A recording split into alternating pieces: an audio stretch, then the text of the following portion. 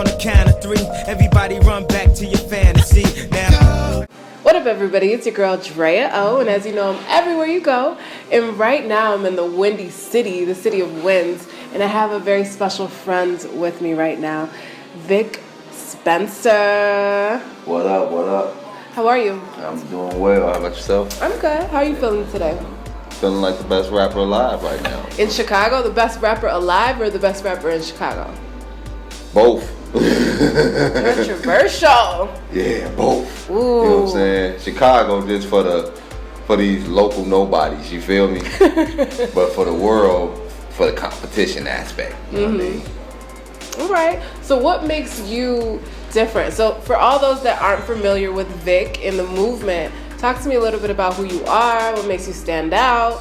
Are you a drill rapper? Because people love putting drill and Chicago together when they think of music. Talk to me about your movement. I'm not a drill rapper. Ooh. I'm a hardcore rapper. Oh. And a lot of things don't inspire me, so I don't have a style. You know, I'm a lock in my room type rapper. I stay away from what's going on in current events purposely, and I use it to my advantage. So they call me the rapping bastard because I don't have a style. Nobody fathered me. You know what I mean? But back in the day, Redman, Sean Price, Doom, those guys inspired me a lot. I listen to a lot of Styles P right now. He inspired me, to go hard in the paint. And that's it. That's all that really matters to me. The hardcore aspect of rap music gets shine because Chicago don't have that platform, hardcore hip hop platform. And why not have a guy like Vic Spencer, control that? Definitely. What side of the city are you from? I'm from the south side. I'm from the east side of Chicago. Wait. I'm from all over Chicago because I grew up in all aspects, but most of my time on this earth has been on the east side of Chicago. When did you start rapping? When did you find out that this is what you really wanted to do? Man, when I was in the group home and I couldn't go hoop no more. Like they took hooping from me, man. I was too busy lighting people up in the corner, It was all day.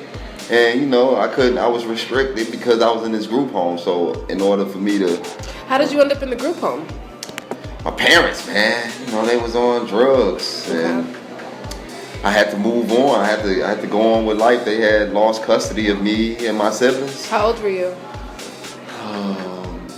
I was about 7 years old. Then I started living with my grandma. My grandma got sick, lived with my auntie. My auntie got, more kids that she wanted to take care of. So then, she pushed the older kids out to the group homes.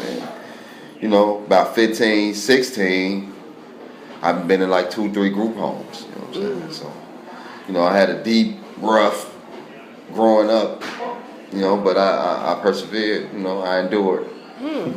Okay. So after you got your basketball hoop taken away, when did you start writing and rapping? Was that about 15, 16 years old? 16, I was really starting to take it serious. Not as far as going to the studio, but going in my room and recording on a karaoke machine and having these collection of tapes that got my friends interested and they wanted to do it. And then I just figured out that I was like a leader in sort of sense, and I just ran with it. I started writing about my life and writing about about what other people don't write about, and that's the truth, that's the facts, and keep it that way. And that's how I grew to have this out of bounds, indifferent style from everybody. Yeah, definitely. So talk to me about your movement. How did you figure out that you had the juice and that people wanted to listen to what you were saying and follow you? And because a lot of rappers out here, you must have the juice, because I saw a publication. And according to this highly publicized publication, it says that you got the juice. So I thought I ain't had the juice. I don't know, man. I thought I was just Chicago's most hated. Is it juice or is it drank? Is it colored purple, number 9? What is it? Yeah, maybe it's the dirty purple Sprite. stuff. I got the dirty Sprite. It's that purple stuff. stuff. Sensational. Well, you tell me. How do you feel? I don't know, you know. I don't think I got the juice, you know what I'm saying? I mean, I think I'm that dude when it comes to rapping, you know what I mean? But people, I mean, you know, to think that I got the juice, that would takes a lot of confidence. I mean, yeah, I'm confident. You're being humble right now. You know what I'm saying? But yeah, I'm that dude when it comes to rapping, and that's what I try to focus on the most. Like all these publications, I didn't know that was gonna happen. You know, I just know that I can be the best that I can be, and that's what I focus on.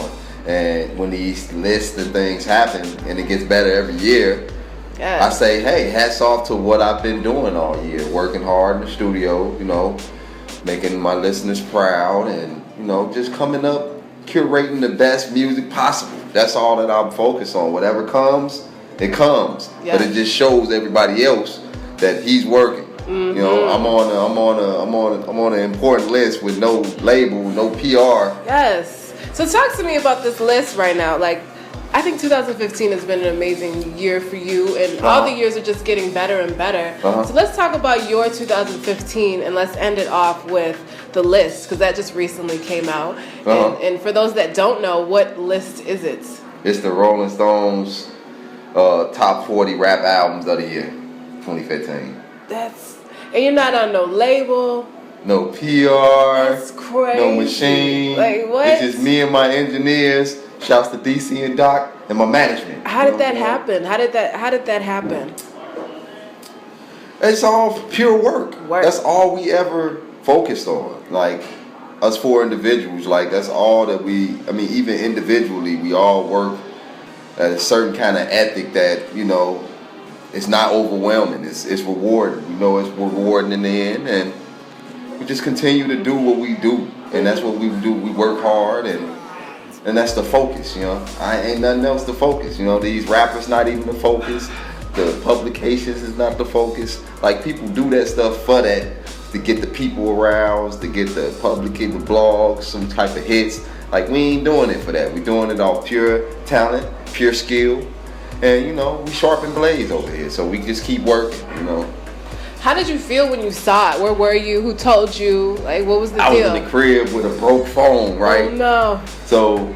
The screen? Yeah, my screen was out of there. I had this exact phone. I was out of there. Like, I couldn't see nothing. But the only way I can answer is through an earpiece. So, I heard that it was my other engineer, one of my engineers, Dr. Mindbender. He's like, man, yo, you seen the Rolling Stones review? I'm like, what you talking about, dog? Like, man, yo, you ranked 19, Cost of Victory ranked 19 out of 40 on the Rolling Stone. I went and looked it up on the computer. I said, oh Lord, I was hella speechless. But then I got to talking my trash, because I felt like at that time I was well deserving of talking the trash, because all year people been kind of downsizing Vic Spencer, hating on Vic Spencer to the utmost. So I had to come back at those marks that tried to dagger me, tried to, you know, say I took an L. But how am I taking L's in a Rolling Stone magazine? Right. And you not even there. Right.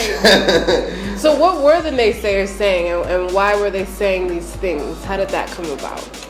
I mean, just it's been overall 2015 has been a dope year for Vic Spencer, but also the most hated year. Like, people hated Vic Spencer, like Vic Spencer versus Lupe Fiasco battle. You know what I'm saying? That happened in January. Talk to me about that. So how did that happen? Because that was the first one. We're going to get into another one, but let's talk about that one. Well, you know, Lupe was always on this battling these nobody rappers on Twitter. Like, I thought that these guys were just absolute nobodies. They're trying to get on through their SoundClouds, and they don't have no real beefing behind their music and what they're trying to do. And I've never seen him battle someone with some sort of stature.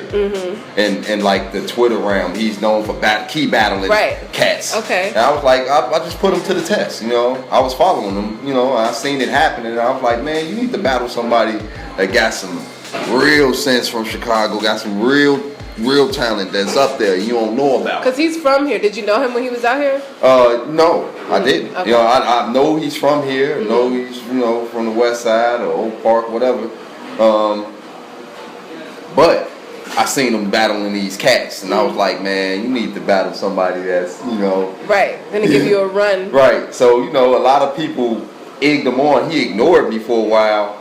But then, like a couple days later, people started egging him on. He's like, all right, come on. And then next thing you know, we started going at it for 6 hours. Trending topic. And Ooh. I got a lot of bad attention from people that were like, why Vic Spencer battling Lupe? Why is this going? Why is this happening? And it was just going crazy. And a lot of people were watching and tuned in. And a lot of people were saying that I actually made their day doing it. You know what I'm saying? So that's what's up, So shouts out to those people, and we only did it because we do stuff like that for the culture. It's we the don't art. want the publicity. We don't want that. We don't do stuff like that. It wasn't any real beef. Like you're not mad at him, right? Yeah, absolutely not. It was He just followed me and art. and went and left me a message in the DM saying, Yes. man, this is what's up. Yes. I even tried to get a verse out of him.